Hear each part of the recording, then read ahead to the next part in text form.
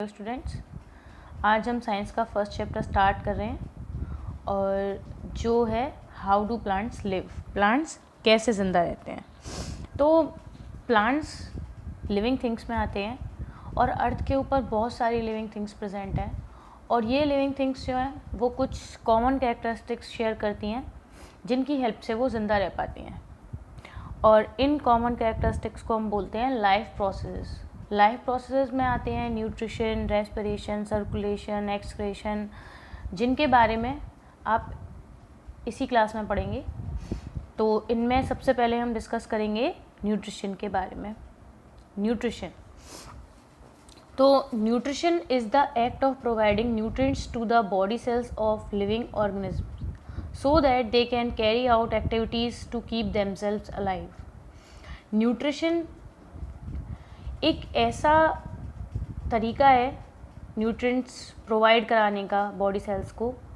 Body cells जो होती हैं वो लिविंग ऑर्गेनिज्म में प्रेजेंट होती हैं, तो लिविंग ऑर्गेनिज्म की बॉडी सेल्स को जो न्यूट्रिएंट्स होते हैं उनको प्रोवाइड करने का ऐसा तरीका है जो कि किसी भी लिविंग बीइंग को उसकी जो ज़िंदा रहने की जो एक्टिविटीज़ होती हैं उन्हें करने में हेल्प करता है। तो न्यूट्रिशन उसी एक्ट को हम बोलते हैं। अब न्यूट्रिएंट्स जो वर्ड इसमें बोला गया था वो क्या होता है, तो देखिए येलो कलर के बॉक्स में शो हो रहा है nutrients, components of food that are chemical substances and provide nourishment to the body. Food में प्रेजेंट ऐसे केमिकल सब्सटेंसेस जो कि नरिशमेंट प्रोवाइड करते हैं, तो उन्हें हम बोलते हैं न्यूट्रिएंट्स। न्यूट्रिएंट्स जो होते हैं हमने प्रीवियस क्लास में पढ़े हैं, कार्बोहाइड्रेट, फैट, प्रोटीन्स, विटामिन्स, तो ये सारे जो हैं वो न्यूट्रिएंट्स हैं जो कि हेल्प करते हैं, हमें एनर्जी प्रोवाइड कराते हैं, ग्रोथ में हेल्प करते हैं, हमारे टिश्यूज़ को रिपेयर करते हैं, और भी चीज़ें जो होती हैं बॉडी में जो कि हमारे ज़िंदा रहने के लिए ज़रूरी हैं उन्हें न्यूट्रिएंट्स करते हैं। और न्यूट्रिएंट्स जो प्रोवाइड होते हैं जिस एक्ट के थ्रू उसे हम क्या बोलते हैं, न्यूट्रिशन। देखिए न्यूट्रिशन जो है उसका तरीका जो है वो लिविंग थिंग्स में अलग अलग होता है और ग्रीन प्लांट्स में प्रीवियस क्लास में आप पढ़ चुके हैं कि ये फोटोसिंथेसिस प्रोसेस के थ्रू होता है। तो इसे और अच्छे से समझने के लिए आपको टाइप्स ऑफ न्यूट्रिशन सबसे पहले समझना पड़ेगा। तो टाइप्स ऑफ न्यूट्रिएंट्स जो है न्यूट्रिशन वो देखिए, फर्स्ट है ऑटोट्रॉफिक न्यूट्रिशन, सेकंड है हेटेरोट्रॉफिक न्यूट्रिशन। ऑटोट्रॉफिक न्यूट्रिशन जो है वो एक ऐसा मोड ऑफ न्यूट्रिशन है जिसमें ग्रीन प्लांट्स अपना जो फूड है उसे खुद प्रिपेयर करते हैं। इसमें ग्रीन प्लांट्स, एल्गी, कुछ बैक्टीरियाज, ये सब इसी में आते हैं। हेटेरोट्रॉफिक एक ऐसा मोड ऑफ न्यूट्रिशन है जिसमें नॉन ग्रीन प्लांट्स और एनिमल्स आते हैं जो अदर सोर्सेज से, जो डिफरेंट सोर्सेज हैं उनसे उन्हें फूड मिलता है। जैसे वो प्लांट से फूड लेते हैं या एनिमल्स से, जो एनिमल्स प्लांट को खाते हैं उनसे अपना फूड लेते हैं। तो autotrophic nutrition is that mode of nutrition in which green plants prepare their own food, and heterotrophic is a type of nutrition in which all non-green plants and animals draw their food from different sources. ये हैं इनकी definitions. Now first we start autotrophic nutrition. What is autotrophic nutrition? अभी मैंने आपको explain किया था, autotrophic nutrition ऐसा mode of nutrition होता है जिसमें जो ऑर्गेनिज्म है वो अपना फूड खुद बनाता है। तो ऐसे मोड ऑफ न्यूट्रिशन को हम क्या बोलते हैं, ऑटोट्रॉफिक न्यूट्रिशन। और ऐसे ऑर्गेनिज्म जो अपना फूड खुद बनाते हैं उन्हें हम बोलते हैं ऑटोट्रॉफ्स। ऑटोट्रॉफ्स में आएंगे ग्रीन प्लांट्स, एल्गी। एल्गी देखिए जो येलो कलर का बॉक्स है उसमें शो हो रही है, एल्गी होती हैं सिंपल प्लांट्स होते हैं जो कि वाटर में ग्रो करते हैं, जो सिंगल सेल्ड होते हैं जिनमें सिर्फ एक सेल होती है। जैसे ये क्लेमिडोमोनास एक एल्गी बनी हुई है फिगर में, ये बहुत छोटे साइज़ के होते हैं, ये माइक्रोस्कोप से ही देखे जा सकते हैं, हम अपनी आइज़ से नॉर्मली इन्हें नहीं देख सकते। जैसे सिर्फ आइज़ से अगर हम देखना चाहें तो इन्हें नहीं देख पाएंगे। हमें इन्हें देखने के लिए माइक्रोस्कोप का यूज़ करना पड़ता है। इनके अंदर क्लोरोफिल प्रेजेंट होता है जिसके थ्रू ये फोटोसिंथेसिस प्रोसेस करते हैं।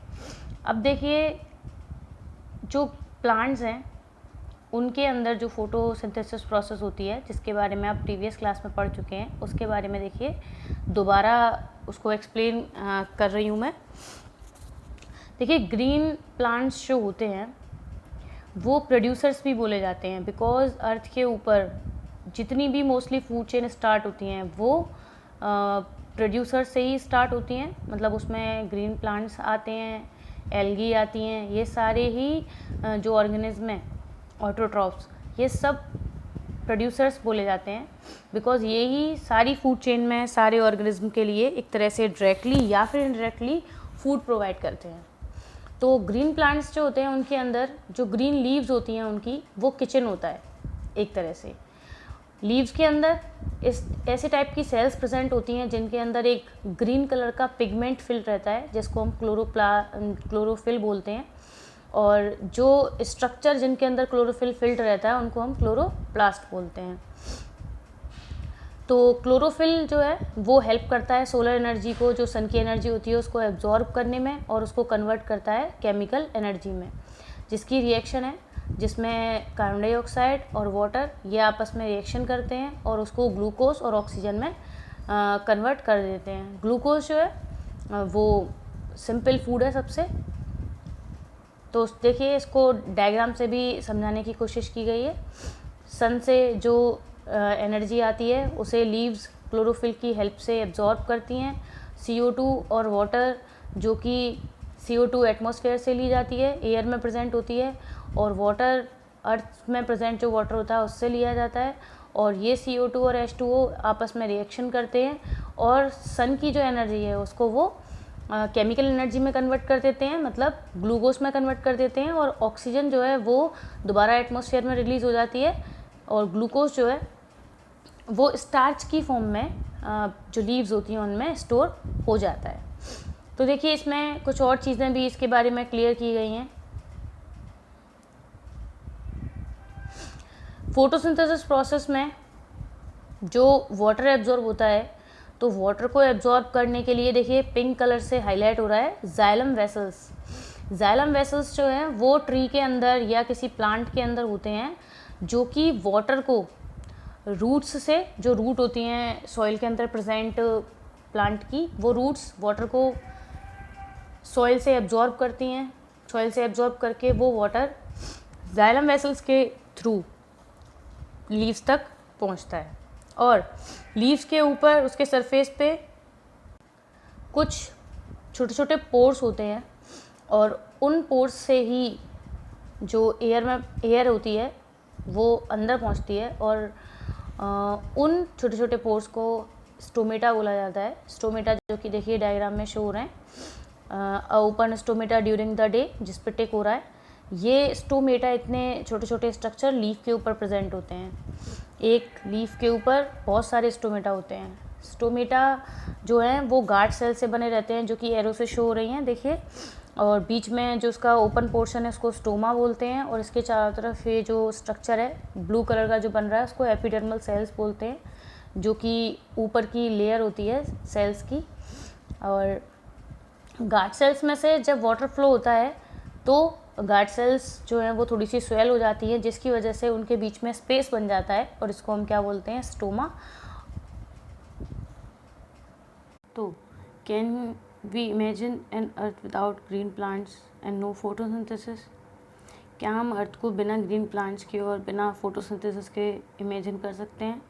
नहीं। अगर फोटोसिंथेसिस नहीं होगी तो कोई भी लिविंग ऑर्गेनिज्म जो है वो अर्थ पे सरवाइव नहीं कर पाएगा। और क्योंकि मेनली, जैसा कि अभी मैंने आपको एक्सप्लेन किया था कि मेनली हर एक ऑर्गेनिज्म के लिए जो फूड होता है वो डायरेक्टली या फिर इनडायरेक्टली प्रोड्यूसर से ही मिलता है, ग्रीन प्लांट से ही मिलता है। तो अगर ग्रीन प्लांट्स नहीं होंगे या उनमें फोटोसिंथेसिस नहीं होगी तो किसी को भी सबसे पहले एक तो नहीं मिलेगा फूड और energy. Second, oxygen release into atmosphere is a living life supporting gas, और एक जो ऑक्सीजन गैस रिलीज़ होती है फोटोसिंथेसिस प्रोसेस में, वो रिलीज़ नहीं होगी। और जो फोटोसिंथेसिस प्रोसेस होती है उसके थ्रू ही अर्थ के ऊपर ऑक्सीजन और कार्बन डाइऑक्साइड का जो बैलेंस है एटमॉस्फेयर में वो बना रहता है। क्योंकि ग्रीन प्लांट्स जो होते हैं वो जब न्यूट्रिशन की जो उनकी प्रोसेस है वो करते हैं, तो वो फोटोसिंथेसिस प्रोसेस में CO2 लेते हैं और O2 रिलीज़ करते हैं, जिससे अर्थ के एटमॉस्फेयर में बैलेंस बना रहता है O2 का और CO2 का। यही रीज़न है कि जब हम ज़्यादा अमाउंट में ट्रीज़ कट करते हैं, किसी भी जगह से ज़्यादा अमाउंट में ट्रीज़ जब कट रहे हैं या तो उसका इफ़ेक्ट जो है वो किस पे पड़ता है, एटमॉस्फेयर पे पड़ता है। बिकॉज जो ट्रीज़ होते हैं या जो ग्रीन प्लांट्स होते हैं वही हेल्प करते हैं O2 और CO2 को एटमॉस्फेयर में मेंटेन करने के लिए। प्लांट्स जो हैं वो फूड भी हमें प्रोवाइड कराते हैं। जैसे जो ग्लूकोज वो बनाते हैं वो एक टाइप का कार्बोहाइड्रेट है जो कि स्टार्च फॉर्म में स्टोर होता है और अलग अलग चीज़ों में स्टोर होता है जाके, मतलब प्लांट के रूट में, स्टेम में, लीफ में, फ्रूट में, सीड में, जिसके एग्जांपल यहाँ सामने दिए हुए हैं। एप्पल में, पोटैटोज़ में, cauliflower, nuts, carrots, mangoes, sugar cane, ये प्लांट के अलग अलग पार्ट हैं जिन्हें हम खाने के लिए, एनर्जी लेने के लिए यूज़ करते हैं। अब इसमें योर विजडम में एक क्वेश्चन है, हाउ डू कलरफुल लीव्स और of coleus and croton perform photosynthesis. आपको इसका आंसर ढूंढना है। और नेक्स्ट है, why is it advisable not to sleep under trees during night. रात में ट्रीज़ के नीचे सोने के लिए क्यों मना किया जाता है। तो यहाँ तक आपका ऑटोट्रॉफिक न्यूट्रिशन फिनिश हो जाता है। इससे आगे नेक्स्ट वीडियो में हम हेटरोट्रॉफिक न्यूट्रिशन पढ़ेंगे इन प्लांट्स। इससे रिलेटेड जिसके जो भी डाउट्स हैं वो मुझसे क्लियर कर लें। Thank you.